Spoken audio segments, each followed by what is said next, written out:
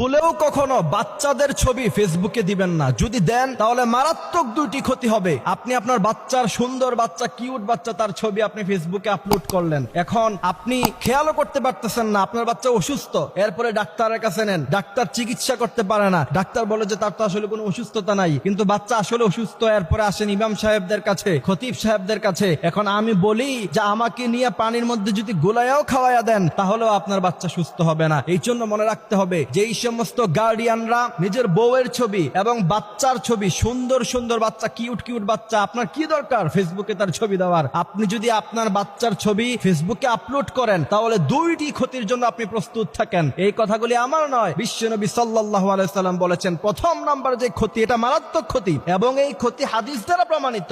আপনি আপনার বাচ্চার সুন্দর একটা ছবি আপনি ফেসবুকে আপলোড করলেন, এরপরে আপনার পরিচিত মানুষরা ফেসবুকে দেখে সে যদি বদনজর দেয়, আন-নজর হাক্কুন, রাসূল করিম সাল্লাল্লাহু আলাইহি সাল্লাম বলেছেন নজর একটা সত্য জিনিস। ফেসবুকে বাচ্চার ছবি আপলোড দেওয়ার পরে কেউ না কেউ বদনজর দিতে পারে, আর আপনার বাচ্চার উপর যদি একজনের বদনজর লেগে যায় তাহলে আপনার বাচ্চার লাইফ শেষ। কারণ বদনজর একটা কঠিন জিনিস। বুখারীর মধ্যে হাদিস এসেছে, আন আবি হুরায়রা রাদিয়াল্লাহু তাআলা আনহু قال قال رسول الله صلى الله عليه وسلم العين حق।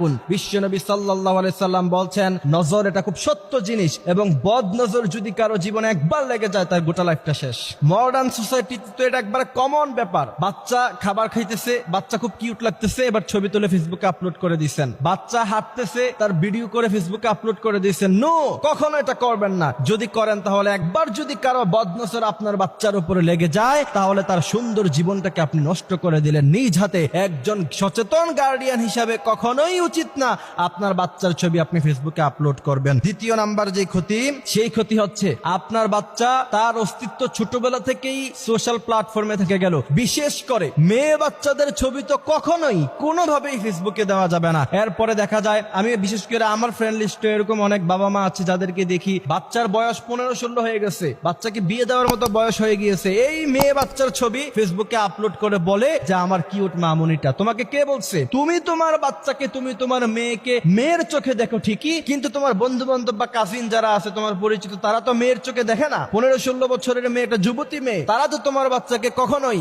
মেয়ের নজরে দেখবে না, কেউ কেউ তো ভিন্ন নজরেও দেখবে। এখন আমরা যখন এই কথাগুলি বলতে চাই তখন আমাদেরকে বলা হয় যে আপনাদের নজর খারাপ, আপনারা খারাপ চিন্তা করেন না।